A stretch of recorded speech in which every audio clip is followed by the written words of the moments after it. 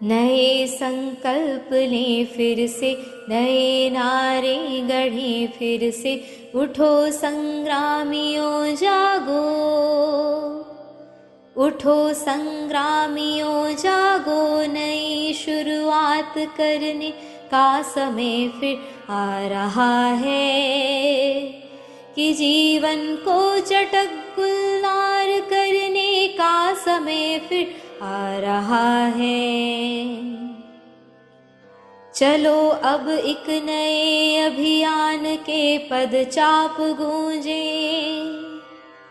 चलो अब एक नए अभियान के पदचाप गूंजे, मौत की सुनसान सोनी वादियों में फिर कि नूतन सर्जना के राग भर दें, शोक गीतों भरी इन घाटियों में फिर दरकती हिमशिलाएं, दरकती हिमशिलाएं, सर्दियों के बाद हरदम ही वसंत आता रहा है, यह प्रकृति की गति रही है, अंधेरे गर्भ में ही रोशनी पलती रही है, अंधेरे गर्भ में ही रोशनी पलती रही है,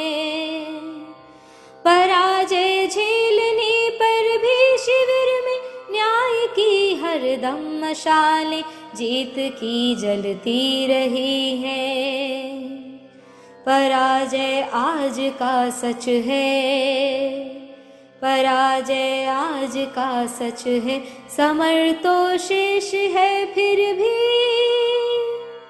उठो ओ सर्जकों, नव जागरण के सूत्र रचने का समय फिर आ रहा है, कि जीवन को चटक गुलजार करने का समय फिर आ रहा है। नए संकल्प लें फिर से, नए नारे गढ़ें फिर से, उठो संग्रामियों जागो, उठो संग्रामियों जागो, नई शुरुआत करने का समय फिर आ रहा है, कि जीवन को चटक गुलजार करने का समय फिर आ रहा है, फिर आ रहा है, फिर आ रहा है। ओम शांति। आईएएस की एग्जाम में कभी एक निबंध उनको दिया गया था जिसका विषय था The only lesson that we have learned from history is that we have not learned any lesson. एक ही पाठ हमने इतिहास से सीखा है, और वो क्या? वो ये कि हमने इतिहास से कुछ भी नहीं सीखा है। इतिहास हमें बहुत कुछ सिखाता है। कल हमने इतिहास की चर्चा की थी, इतिहास के बहुत सारे पहलू देखे थे, और इतिहास को जानना बहुत जरूरी है। इतिहास का एक ढांचा मन में तैयार रहे हमेशा। कोई भी विषय रुचिपूर्ण तब होता है जब उसका एक ढांचा मन में तैयार हो जाता है। जब तक वो ढांचा तैयार नहीं है, चीजें समझ में नहीं आती है, इंटरेस्ट कम रहता है उसमें। और जब जब स्पष्ट होने लगती है चीजें, तब समझ अपने आप बढ़ जाती है। जैसे ही कोई घटना हमें बताई जाए, उसकी टाइमलाइन क्या है, इसके साथ जैसे वो जोड़ दी जाती है, अचानक चीजें स्पष्ट हो जाती है। मुगल काल 1526, तुरंत स्ट्राइक हो जाए, पानीपत का पहला युद्ध। अब उसके साथ हम बाकी चीजें जोड़ने लगेंगे। एक चीज कल हमने देखा था, सिंधु घाटी सभ्यता। एक है बीसी, जिसको पहले बीसी कहते हैं, अब इसको बीसीई कहते हैं, बिफोर कॉमन इरा, बिफोर क्राइस्ट। एक है एडी, आफ्टर क्राइस्ट। तो भारत का जो इतिहास है वो चालू कहाँ से होता है? सतयुग त्रेता है, पर उसके बारे में किसी को कुछ पता नहीं। इसीलिए इतिहास के 3 भाग है, प्राग इतिहास, आदि इतिहास, इतिहास। प्राग इतिहास वो इतिहास है जिसका आदि अंत मध्य कुछ भी पता नहीं है, लापता। आदि इतिहास वो इतिहास है कि जिसकी लिपि तो है पर वो हम पढ़ नहीं पाते हैं, कोई पढ़ नहीं पाया उसको, क्या है वो। और इतिहास जो है जिसकी हमने कल चर्चा की थी, भारत का इतिहास 3 इसमें विभाजित है, प्राचीन भारत, मध्यकालीन भारत और आधुनिक भारत। प्राचीन भारत कहाँ से कहाँ तक, ये टाइमलाइन जानना बहुत जरूरी है। अभी लगेगा ये टाइमलाइन जान के हमको क्या करना है, फायदा क्या है टाइमलाइन जानने का? जानने का फायदा है, एक ढांचा तैयार होगा इतिहास का हमारे मन में, ये हुआ, ये हुआ, ये हुआ, ऐसा हुआ, ऐसा हुआ, ऐसा हुआ। जानना जरूरी है। जो भी चीज शुरुआत में जानने के लिए जो कठिन लगती है, समझ लो वहां पे हमारा फायदा है। कोई भी कार्य जो शुरुआत में बहुत कठिन लग रहा है, नहीं जान पा रहे और इंटरेस्ट कम आ रहा है, समझ लेना वहीं पर हमारा फायदा है। इसलिए इतिहास को जानने के लिए टाइमलाइन जानना बहुत जरूरी है। और हम इतिहास की गहराई में डूबने वाले हैं अभी, और ऐसे ऐसे रहस्य खुलने वाले हैं जो हमने सोचे ही नहीं। ऐसी ऐसी बातें सामने आने वाली है कि जिसके विषय में आज तक हमने कभी विचार ही नहीं किया कि ये कैसे हो गया।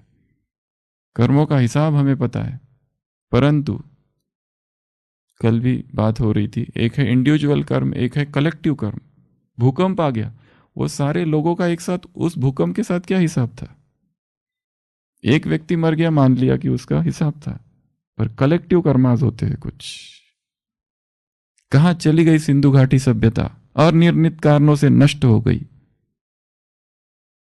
और क्या थी ये सिंधु घाटी सभ्यता? आईवीसी क्या थी? Indus valley civilisation. इसको जानना बहुत जरूरी है। इसको जानेंगे तो ये यज्ञ की शुरुआत सिंध में क्यों हुई इसका पता चलेगा। भगवान विश्व के किसी और कोने में क्यों नहीं आया? मथुरा, काशी, हिमालय में क्यों नहीं आया? साउथ में क्यों नहीं आया? अयोध्या में क्यों नहीं आया? ऑस्ट्रेलिया में क्यों नहीं आया? लंदन में क्यों नहीं आया? भारत में ही क्यों? और भारत में भी सिंध में ही क्यों आया? अविभाजित भारत। तो सिंधु घाटी सभ्यता क्या तारीख बताई थी कल? एडी नहीं, बीसी पुरानी सभ्यता है, 2500 से 1500 ईसा से पूर्व।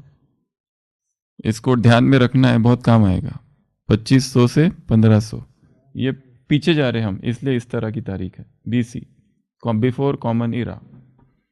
कल के इतिहास में हम एक व्यक्ति का नाम भूल गए थे, विक्रमादित्य। वहां से ही तो विक्रम संवत चालू हुआ है, 50 ईसा से 50 वर्ष लगभग पूर्व। तो ये जानना जरूरी है। ये सिंधु घाटी सभ्यता थी। सिंधु घाटी सभ्यता नष्ट हो गई कुछ अनिर्णित कारणों से। उसके बाद में आर्य आए, वैदिक सभ्यता चालू हुई। परंतु इस सिंधु घाटी सभ्यता को लेट अस रिविजिट, फिर से जाएंगे। रेलवे का एक अधिकारी 1920 के दशक में कुछ खोज रहा था और उसे अचानक कुछ मिल गया। उसने देखा ये क्या है, वो तो कुछ और, वो बुद्ध का स्तूप ढूंढ रहा था, उसको वो कुछ और मिल गया एक्सकेवेशन करते करते, और उसने वहां पे खोज चालू की, ढूंढा उसको। उसके बाद और कई सारे अधिकारी आते गए, उन्होंने सब ने ढूंढा। मोहिंजोदारो एंड हड़प्पा। ये मोहिंजोदारो अर्थात मुर्दों का टीला उसका अर्थ होता है, उसको ढूंढा उसने।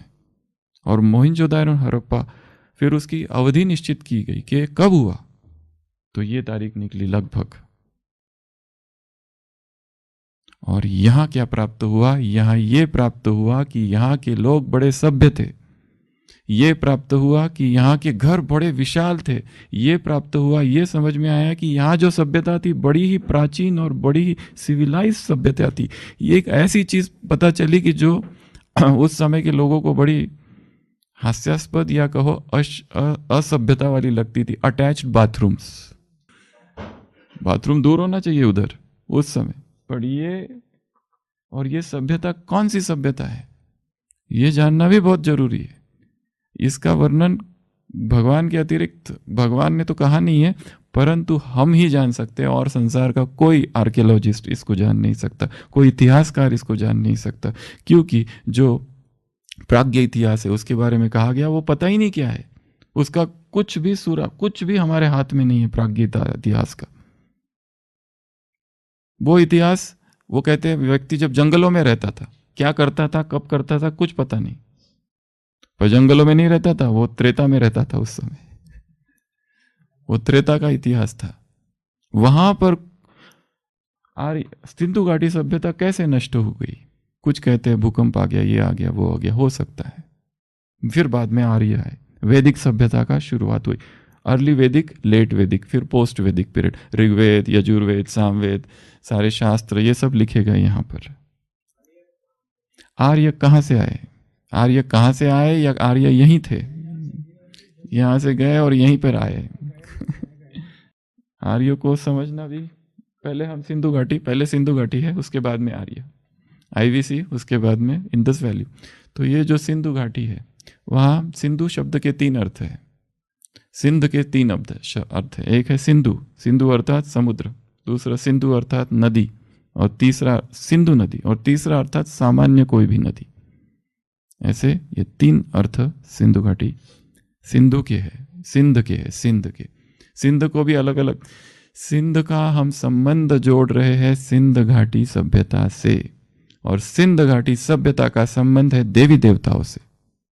सतयुग, त्रेता, त्रेता पूरा हुआ, टाइमलाइन पता नहीं कितनी है इसकी, एग्जैक्ट टाइमलाइन कब पूरा हुआ, परंतु यहीं पर सिंधु घाटी सभ्यता शायद चालू हुई।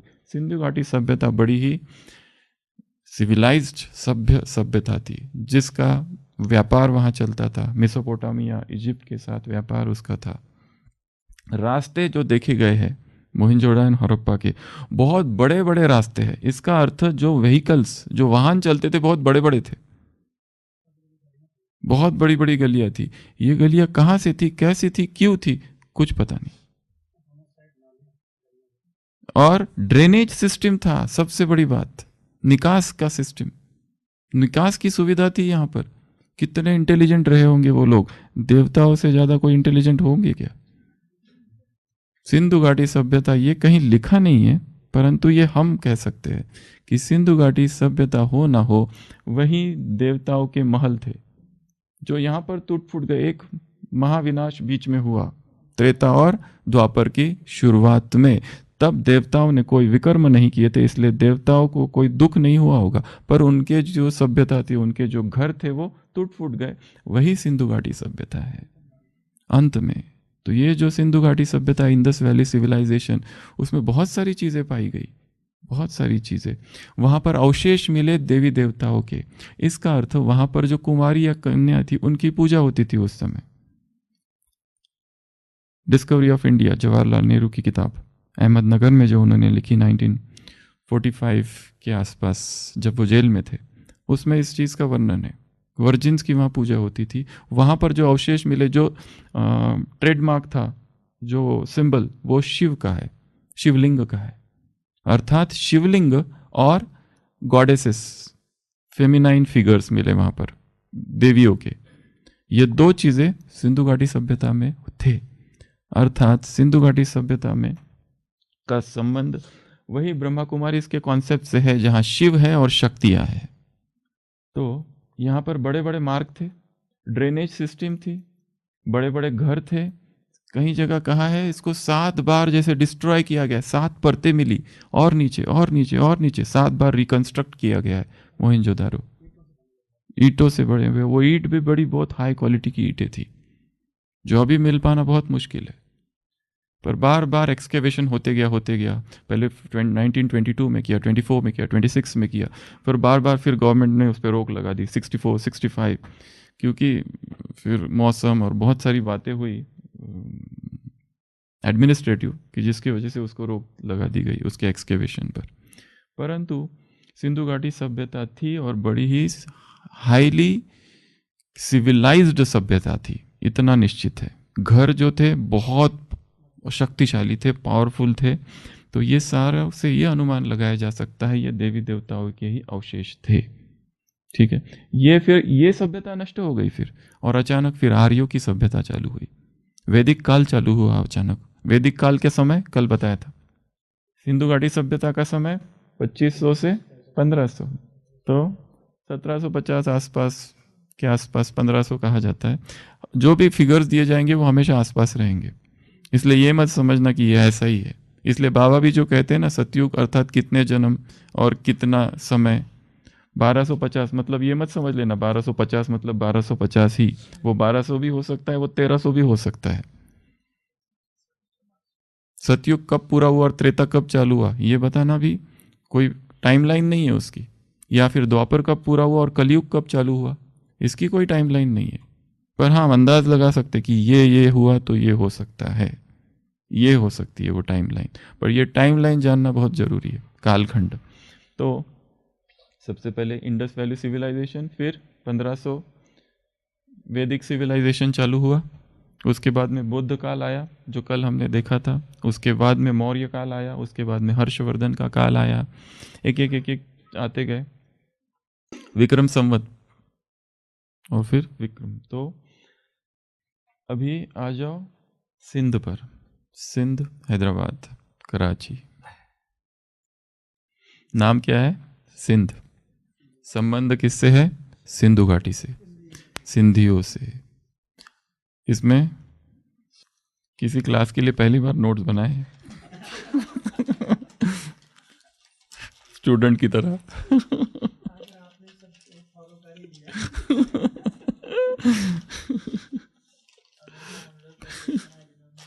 सिंध जो है ये इस समय कहाँ है? पाकिस्तान। सिंध, उसके ईस्ट में थार है, साउथ में रन ऑफ कच्छ और साउथ वेस्ट में अरेबियन ओशन। देखा गया है कि सिंध के जो पुराने लोग थे, जो सिंध के निवासी थे, जो सिंध में रहते थे, उनका संबंध सिंध घाटी, हिंदू घाटी सभ्यता से, वो वहाँ के वंशज है, ये इतिहासकारों ने जाना है। इतिहासकार है, बहुत सारे इतिहासकार इस समय पाकिस्तान में है, पाकिस्तान में थे क्योंकि ये पाकिस्तान का हिस्सा है। एक किताब है हिस्ट्री ऑफ सिंध, उसमें इसका वर्णन लिखा हुआ है। और ये बात तो निश्चित है कि सिंध हैदराबाद के जो पूर्वज थे, जो पहले वहाँ रहने वाले थे, उनका सीधा संबंध सिंधु घाटी सभ्यता से, और सिंधु घाटी सभ्यता का डायरेक्ट संबंध त्रेता से अर्थात देवी देवताओं से। भगवान इस धरा पर पहली बार जब आता है तो कहाँ आता है? सिंध को उसने चुना क्योंकि सबसे गहरा संबंध सिंध का है सिंधु घाटी सभ्यता से, और सिंधु घाटी सभ्यता का देवताओं से। तो हम जो देवताएं थे, हमारे जो घर थे और जो टूट फूट गए, उसी को बसाने भगवान संगम पर आया। और ये सारे शब्द भी कैसे सारे जुड़े जुड़े शब्द हैं। एक है सिंध, सिंध प्रदेश, सिंधु, सिंधी, हिंदी, हिंदू, हिंदुस्तान, वो बाद में। तो ये सारे जो है जुड़े हुए शब्द है। इसी से ही कैसे सिंध, सिंधी नदी थी एक, सिंध नदी, वो बाद में, पहले इतिहास। फारसी और ये शब्द थोड़े चेंज होते हो, मतलब उस अनुसार ये बताया हुआ है। अब ये जो सिंध प्रांत है, इस पर क्या क्या हुआ है? बीसी में जाओ, ईसा से पूर्व बहुत सारे लोगों ने आक्रमण किया है। डायरस ऑफ पर्शिया, पार्थियंस ऑफ, ये सिंथियंस, कुशंस, अलग अलग लोगों ने आक्रमण किया है। फिर 6वीं शताब्दी जब आई, ईसा के बाद की एडी, बौद्ध और जैन, इनका भी उस पर प्रभाव रहा। पर ये सारे प्रभाव का बहुत ज़्यादा गहरा असर सिंध पर नहीं हुआ। सिंध पर सबसे ज़्यादा जो प्रभाव हुआ वो किसका हुआ? मुसलमानों का।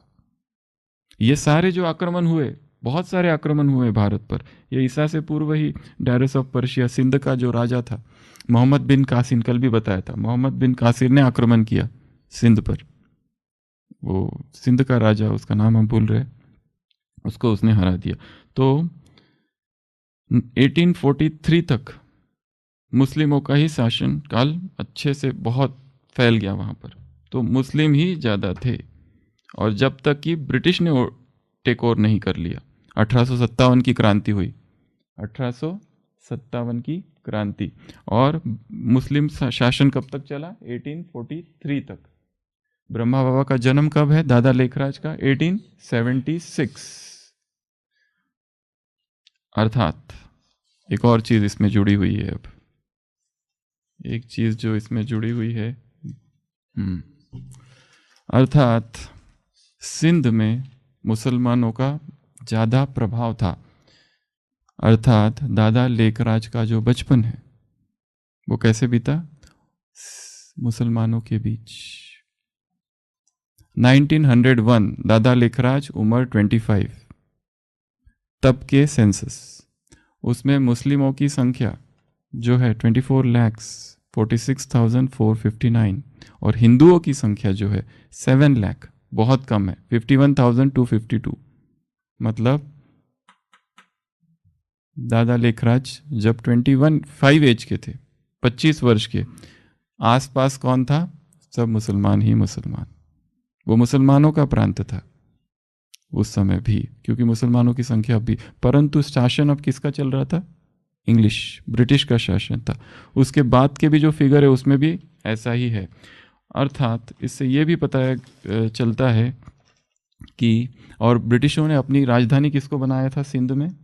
हैदराबाद को। अभी कौन सी है? कराची। पर उस समय राजधानी थी, अभी इस्लामाबाद, अभी उस समय राजधानी थी हैदराबाद।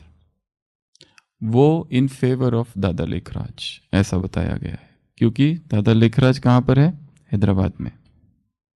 और एक चीज़ उसमें हिंदू 2 वर्ग बताए गए हैं कि ये जो जितने भी सारे सिंधीज थे उसमें अमील हिंदू सारे थे, उनको ब्रिटिश ने बहुत अच्छे अच्छे पोस्ट पर रखा था, बहुत अच्छी अच्छी ऑफर्स उनको दी गई थी, ट्रेड के लिए, बिजनेस के लिए, हर चीज़ के लिए, जॉब्स, सर्विसेज, सब कुछ।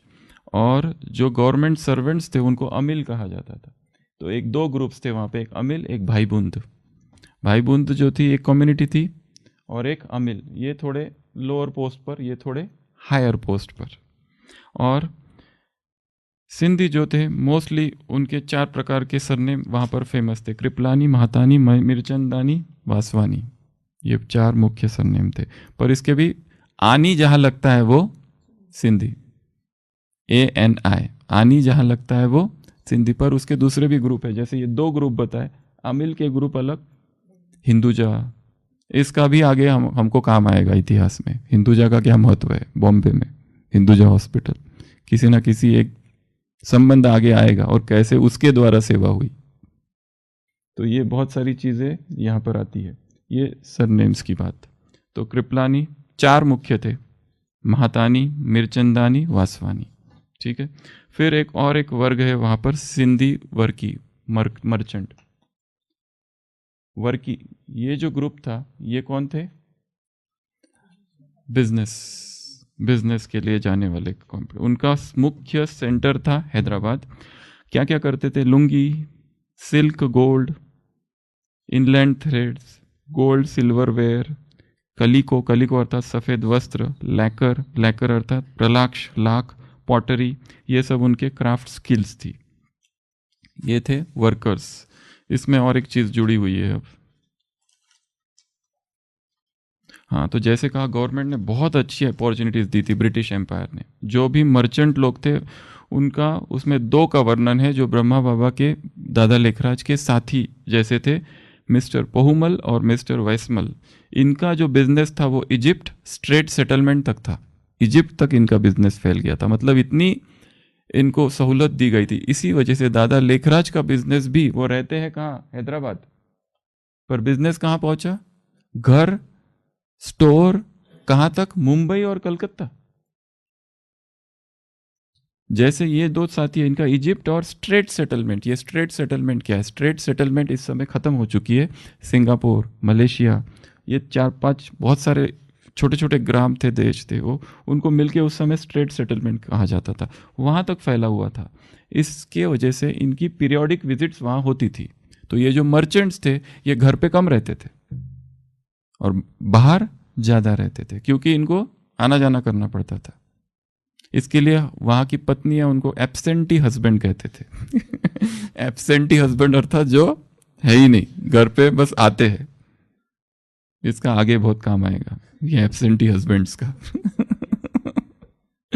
ये जो एब्सेंटी, क्योंकि इतना लंबा लंबा समय तो वो बाहर रहते थे, तो एक्स्ट्रा मैरिटल अफेयर्स की संभावना बहुत ज़्यादा थी आउटसाइड।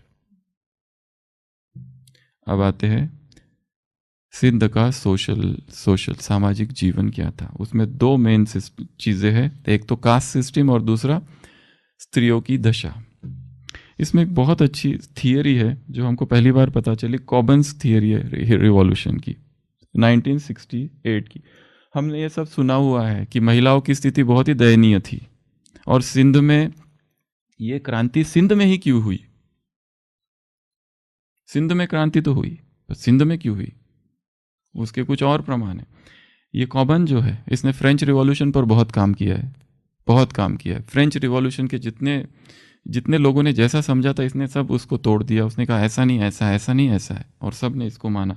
तो कॉबन की एक बहुत अच्छी थियरी है। कॉबन की थियरी कहती है कि क्रांति तब नहीं होती है जबकि कोई संस्कृति एकदम पतन में होती है, तब क्रांति नहीं होती है। क्रांति तब चालू होती है जब थोड़ा सा इंप्रूवमेंट ऑलरेडी चालू हो चुका है, तब क्रांति होती है। वैसे ही हमको ये बताया गया है कि स्त्रियों की पोजीशन कैसी थी सिंध में। तो हमने ये सुना है कि स्त्रियों की पोजीशन जो थी बहुत ही, उनको पैरों की जूती वगैरह समझा जाता था, परंतु ऐसा नहीं है। स्त्रियों की पोजीशन भारत के दूसरे वर्गों में, दूसरे स्थानों से सिंध की स्त्रियों की जो स्थिति थी वो काफी बेहतर थी। उनसे वर्ष स्थिति थी भारत की स्त्रियों की भारत में, बाकी सिंध में भारत से अच्छी थी। भारत से मतलब भारत के अलग अलग जगहों से, उसके भी कुछ कारण है। तो ये जो स्त्रियां थी, ये जो कॉबन्स की थियरी है कि revolution occurred when Sindh situation was improving. Revolution तब नहीं हुआ, क्रांति तब नहीं हुई कि सिंध की सिचुएशन एकदम डाउन थी, इंप्रूव होने लगी थी ऑलरेडी, तब क्रांति हुई यहाँ पे। और तभी क्रांति होती है हर जगह पर, एकदम डाउन जब होता है तब नहीं होती है। तो लोहाना ट्रेडिंग कास्ट, ये सिंध की कास्ट बताई है, जिसमें ये भाईबुंद कम्युनिटी थी, और ये थोड़ी सी कम रिजिड थी। स्त्रियों को थोड़ा फ्रीडम भी इन्होंने दिया हुआ था, सब कास्ट को एब्जॉर्ब करती थी। इसका ये अर्थ है, इसलिए दिखाया है दादा लेकर आज इतनी आसानी से छोटे और बड़े सब में मिक्स हो जाते थे, क्योंकि वो जो उस समय का सिस्टम था, ये लोग लोहाना ट्रेडिंग कास्ट में आते थे। लोहाना ट्रेडिंग कास्ट जिसमें का अमिल और भाईबुंद, भाईबुंद अर्थात ब्रदरहुड, यही ब्रदरहुड, यही भाईबुंद लोगों ने बाद में फिर एंटी ओम मंडली बनाई, ये उसके साथ दूसरा कनेक्शन है। तो ये जो लोहाना ट्रेडिंग कास्ट थी, ये थोड़े से फ्री माइंडेड थे, ऑल एब्जॉर्बिंग कम्युनिटी थी, सबको एब्जॉर्ब कर लेते, थोड़ा कम रिजिड थे, इसलिए दादा लेखराज आसानी से सबके साथ मिलते जुलते हुए दिखाया हुआ है। नहीं तो अलाउड नहीं था ऐसा इतना आसानी से। फिर उसके बाद में आते थे स्त्रियों की तरफ। तो जैसे कहा कि स्त्रियों की पोजीशन थोड़ी सी बेटर थी, क्योंकि चारों ओर मुसलमान थे, बीच में ये हिंदू लोग थे, इसलिए उनके बीच में एक अंडरस्टैंडिंग बहुत अच्छी थी। और एक बात, एक सेंसस है जिसमें ये दिखा है 1931 का सेंसस, मेल्स कितने थे लोहानाज और फीमेल्स कितने थी। तो फीमेल की संख्या कम है, मेल की संख्या ज़्यादा है, इसलिए फीमेल का महत्व भी थोड़ा ज़्यादा था इस रीति से। 24,06,243 लोहाना मेल्स और 21,03,115 फीमेल्स कम थी, मेल्स ज़्यादा थे। अब 3 ऐसे ट्रेडिशन थे जिसके वजह से फीमेल्स जो है, स्त्रियां जो है, उनके लिए बड़ी मतलब मुश्किल थी, जिसके वजह से ब्रह्मा कुमारीज का वहाँ पर पनपना और उसको इतना विरोध होना, उसका वो कारण बना। सबसे पहला तो ये जो कम्युनिटी थी वहाँ पे मेल पैट्रियार्की थी, अर्थात पुरुष ही प्रधान है, जो घर का मेल रहेगा सारे डिसीजंस वो लेगा, किसकी शादी कहाँ करानी है वो डिसीजन लेगा, और उसको कोई विरोध भी कर नहीं सकता, वो उसने जो सोच लिया बस वो फाइनल है। इसके लिए दादा ने जो सबसे छोटी बेटी थी, क्या नाम था उसका, पुट्टू दादी, उसकी शादी कहाँ कराई थी?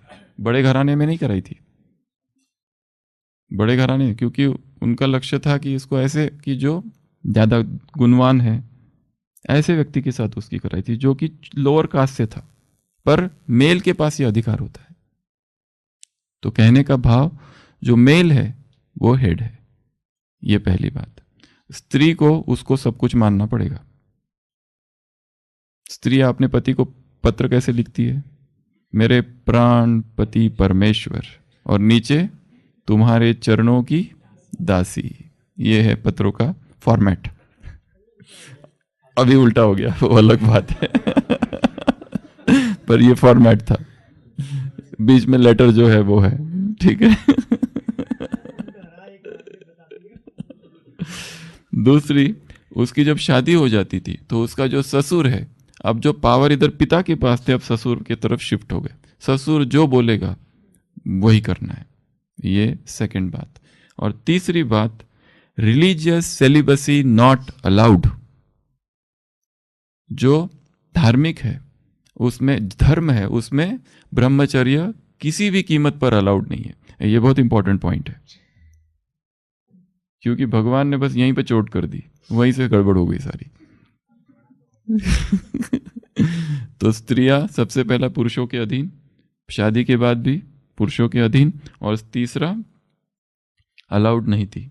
हाँ, कुछ कुछ सांप्रदाय थे वो केवल पुरुषों को अलाउड था, उदासी सांप्रदाय। क्योंकि यहाँ पे दो और चीजें हैं इसमें ये जानना जरूरी है। एक तो Sikh Sindhis and Hindu Sindhis, ये दो प्रकार के सिंधीज है, सिख वाले हिंदू वाले। जो उदासी, सिख में भी जो गुरु नानक देव जी के जो दूसरे पुत्र थे जिसने उदासी सांप्रदाय निकाला, उसको मानने वाले वो तुरंत ले सकते थे सन्यास, उसको कोई कुछ नहीं कर सकता था। माँ बाप जो बाबा जो मुरलियों में कहते हैं ना, घर बार छोड़ के हट सन्यासी ये हो जाते, हट योगी बन जाते, वो यहाँ के उदाहरण है सारे। कई सारे लोगों ने यहाँ पे सन्यास ले लिया और अपनी पत्नियों को और बच्चों को छोड़ के चले गए, पर उनको कुछ कर नहीं सकते क्योंकि रिलीजियस सेलिबसी अलाउड है मेल्स के लिए, रिलीजियस सेलिबसी फीमेल्स के लिए नॉट अलाउड। एक फैक्टर था, पुरुष जब बाहर रहते थे तो स्त्रियां क्या करें, वो अपने ही घर पे रहती थी, या ज़्यादा से ज़्यादा कन्फाइन टू होम, या ज़्यादा से ज़्यादा धार्मिक कुछ सभाएं हैं वहाँ वो जा सकती थी बस।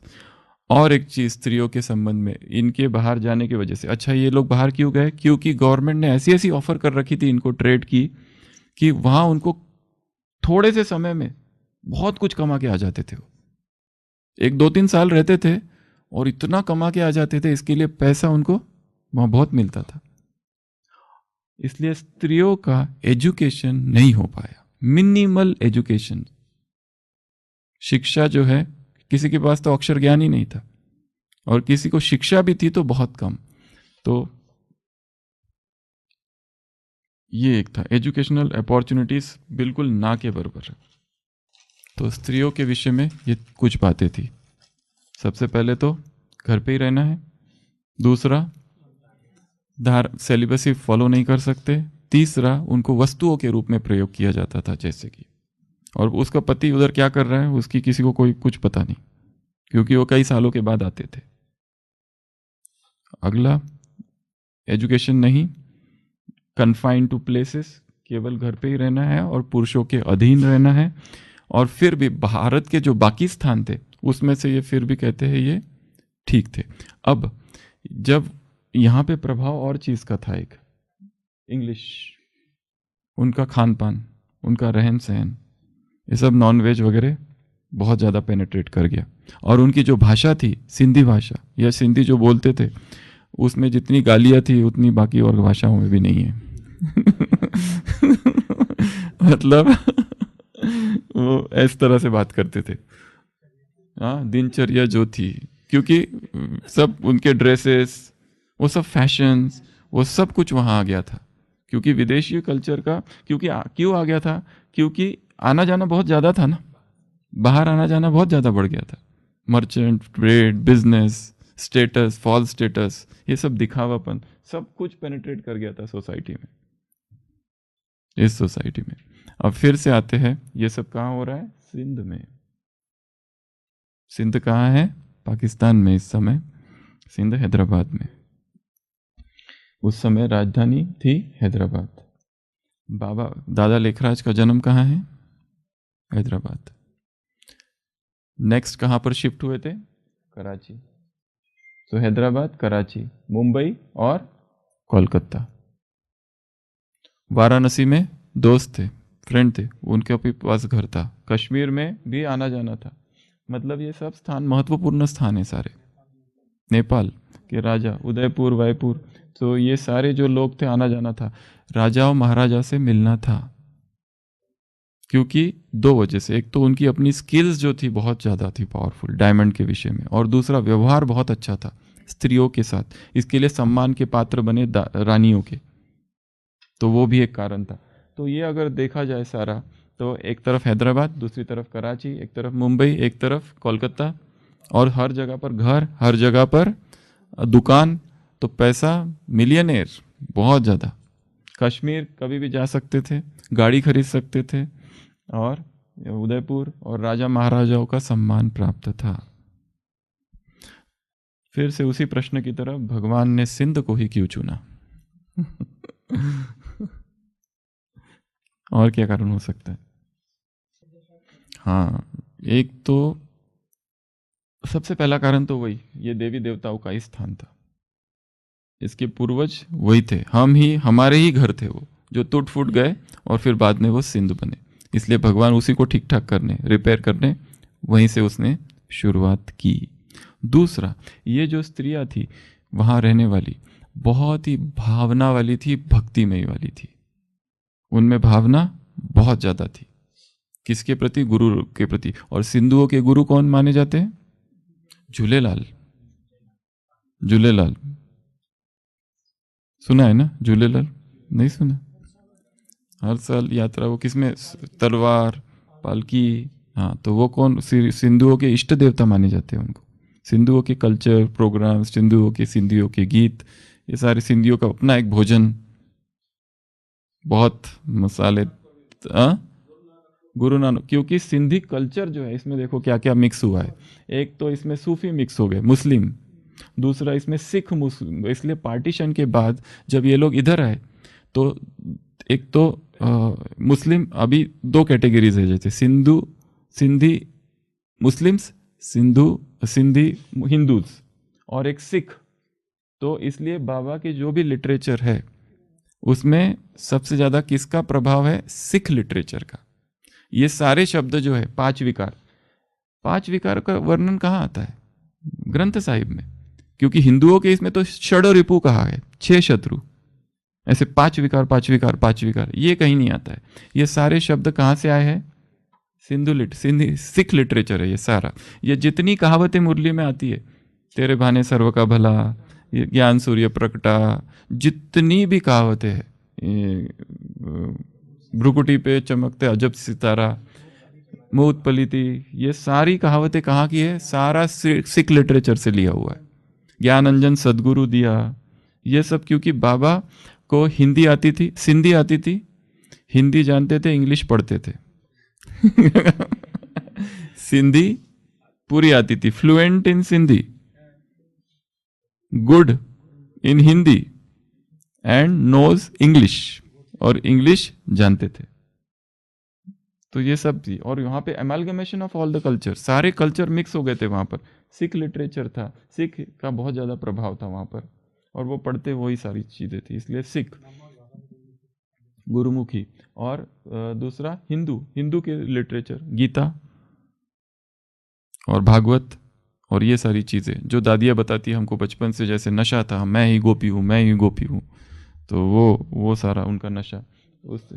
हाँ, उर्दू की लिपि और ये सिंधी की लिपि लगभग सेम है, फारसी, ये सब सेम है लिपि। इसलिए ये सब भाषाओं का उसमें मुरलियों में यही सारी चीज़ें ज़्यादा आती है। इसलिए कोई साउथ वाला जब ज्ञान में आता है ना, उसको थोड़ा मुश्किल हो जाता है ये सब समझना, जानना। पर धीरे धीरे ये भी बाबा की कमाल है, वो भी बिल्कुल अपना लेते हैं इसको।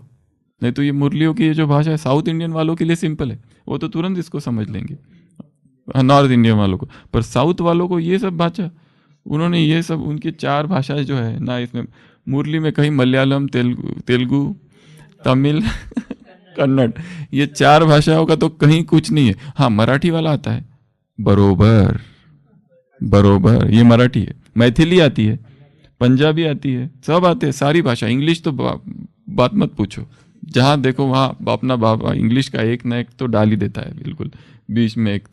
तो इंग्लिश आती है, हिंदी आती है, कितनी सारी भाषा आती है। और कुछ कुछ भाषा ऐसी आती है कि जिस पर रिसर्च अभी चालू है। वो कौन सी भाषा है, वो कौन सी भाषा है पता नहीं। वो संस्कृत भी नहीं है, संस्कृत से भी बाहर की है वो।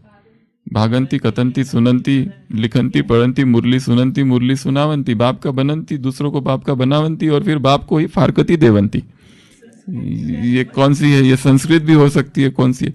तो मुरली में सारी भाषा है, साउथ की 4 भाषाएं नहीं है। बाबा भगवान भगवान भगवान भगवान तो गए ना जिसमें आया। तो ये सब चीज़ों का वहाँ प्रभाव, सबसे ज़्यादा प्रभाव मुरली में जो है वो है सिख लिटरेचर का। क्रिश्चियंस का भी प्रभाव, क्रिश्चियंस का भी है उसमें। ये सारी जो बाइबल की बातें, ये सब ये भी उसमें थोड़ा थोड़ा दिखाई देता है।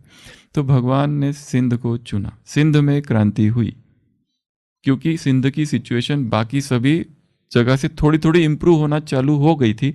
उसी समय हमेशा क्रांति होती है, जॉब्सन के थियरी ऑफ रिवॉल्यूशन अनुसार। तो ये एक बात। तो सिंध का इतिहास हमें यह बताता है कि सिंधी लोग देवी देवताएं थे। कौन थे? देवी देवताएं ही सिंधी बने, और उन्हीं के बीच में फिर भगवान आया, और फिर वहां से फिर इधर शिफ्ट हो गए भारत में तपस्या के लिए। यहाँ तो जन्म कहाँ हुआ? सिंध में। तपस्या कहाँ हुई? भारत में। भारत में भी कहाँ? माउंट में। जब माउंट में आए तो दादिया कहती है कि हमें बाबा की वो बातें याद आने लगी फिर, कि बाबा कहा करते थे एक दिन आएगा तुम पहाड़ों पर तपस्या करोगे। नहीं, बाबा जब अव्यक्त हुए तब ये बातें याद आने लगी कि एक समय आएगा कि तुम पहाड़ों पर तपस्या करते रहोगे और संसार में विनाश होते रहेगा। वो कौन से पहाड़ थे? आबू के पहाड़। सिंध में पहाड़ नहीं है, सिंध में समंदर है, कराची, वहां पर वो अलग था, क्लिफ्टन। हाँ, कराची में समंदर है। तो ये यात्रा, भगवान का आना सिंध में और फिर यज्ञ का शिफ्ट होना आबू में। हर चीज जो होती है वो ऐसे ही नहीं होती है, इसके पीछे भी और भी बहुत कुछ कारण होंगे सूक्ष्म, हमें कुछ पता नहीं है। यह सब यादगार बने हुए हैं आबू में, वो अलग बात है। परंतु वहां आना और उसका फिर पाकिस्तान से इधर शिफ्ट हो जाना, पोस्ट पार्टीशन यहाँ आना, यहाँ क्यों आए? ऐसे बहुत सारे प्रश्न हैं इतिहास के जो हमें खोजने चाहिए, समझने चाहिए। हिस्ट्री रिपीट्स, बहुत सारे रहस्य है इसमें, जितना इसकी गहराई में जाएंगे उतनी कुछ कुछ राज खुलते धीरे धीरे जाएंगे। हाँ सब कुछ रहस्य। भगवान कुछ भी करता है अचानक तो नहीं करेगा ना। और भगवान का धरती पर किस साल में आना हुआ? भगवान अतिथि है, उसकी तिथि तारीख होती है कोई? 1932 भी हो सकता है, 33, 34, 35, 36, 37, क्योंकि ब्रह्मा बाबा को 32, 33 से ही थोड़ा सा वैराग वैराग वैराग, एकांत, बिल्कुल अच्छा नहीं लगता था, चुपचाप बैठे रहते थे। वो बताया ना यशोदा, एक बार कहीं चले गए, ढूंढा, कहीं कहीं नहीं मिले, तो वो एकदम कहीं जाके बैठे थे एकांत में, फिर ढूंढ के लाए उनको उनके भाई वो वैराग तो तभी से चालू हो गया था। तो भगवान तभी से खींचना चालू कर दिया होगा उसने, धरनी तो वहीं से तैयार हो रही थी। तो बड़े रहस्य है, हर चीज में रहस्य है।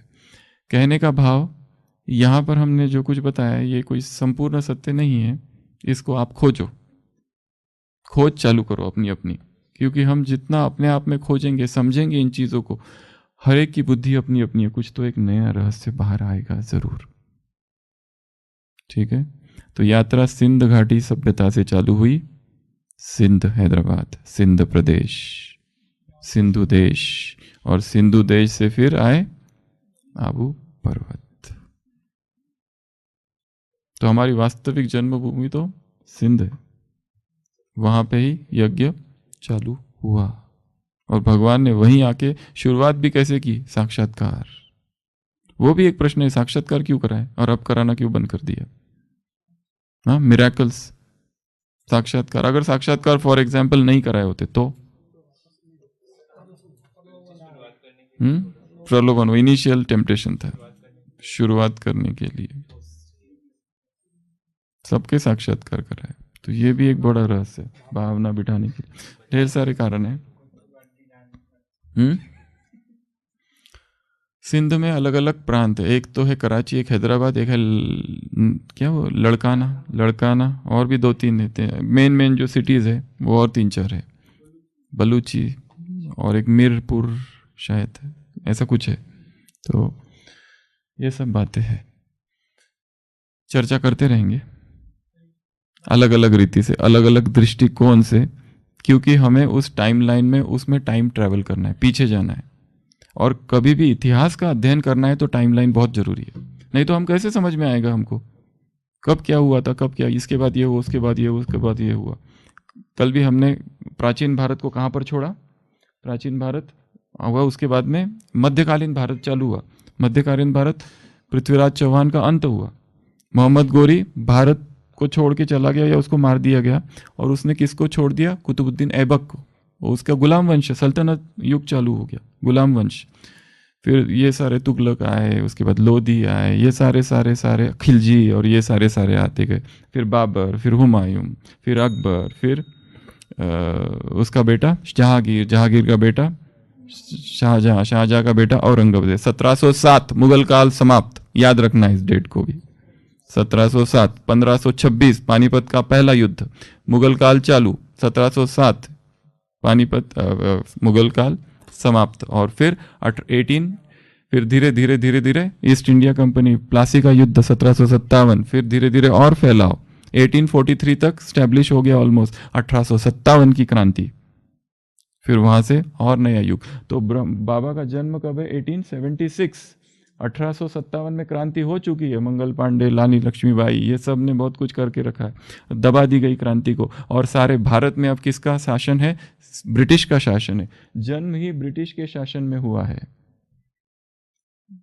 इसके लिए यहाँ पे लॉज रूल्स सारे कौन से हैं, ब्रिटिश के लॉज और रूल्स चल रहे हैं उस युग में। 1893-94 विवेकानंद, पार्लियामेंट ऑफ शिकागो, यहाँ पे भाषण दिया है। पहली बार भारत से कोई गया विश्व में और उसने भारत का परचम लहराया। ये भी एक महत्वपूर्ण घटना है।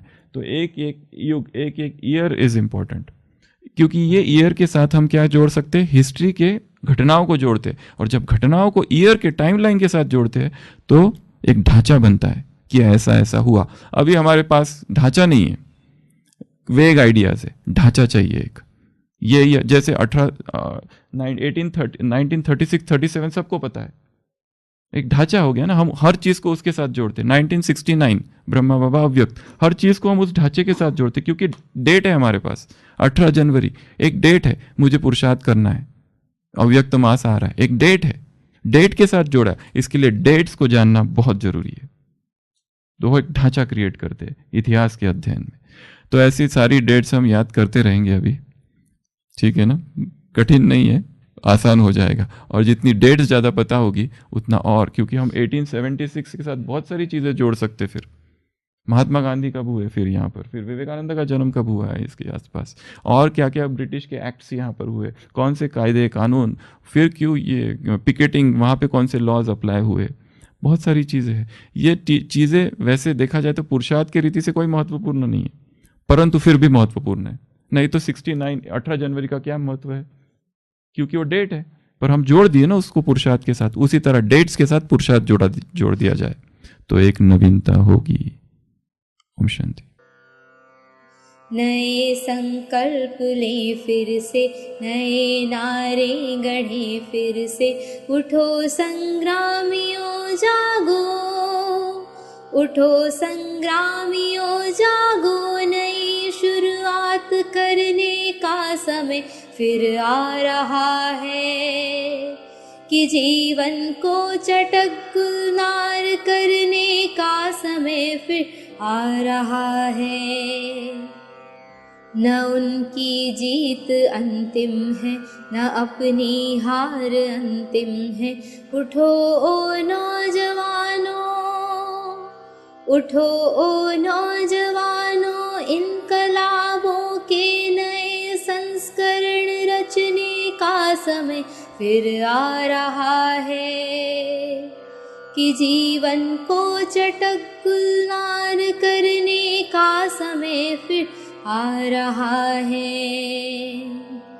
सुनो इतिहास कहता है, सुनो इतिहास कहता है, पराजय झेल कर ही क्रांतियाँ परवान चढ़ती है, नया इतिहास बनता है।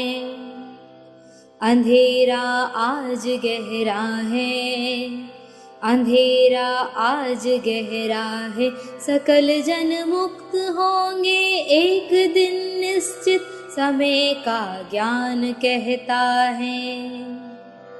सजेंगे फिर नए लश्कर, सजेंगे फिर नए लश्कर, मचेगा रण महाभीषण।